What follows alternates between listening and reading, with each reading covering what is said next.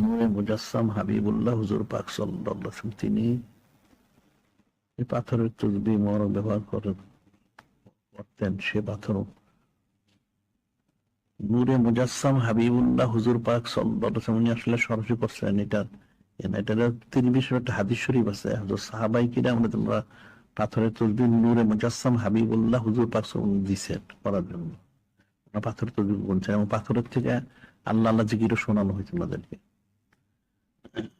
পরবর্তী সময় হযরত সাহাবায়ে কিরাম ব্যবহার করছেন পাথরের তসবিহ এবং খেজুরের বিচি দ্বারা ওনারা তসবির কাজ করছেন।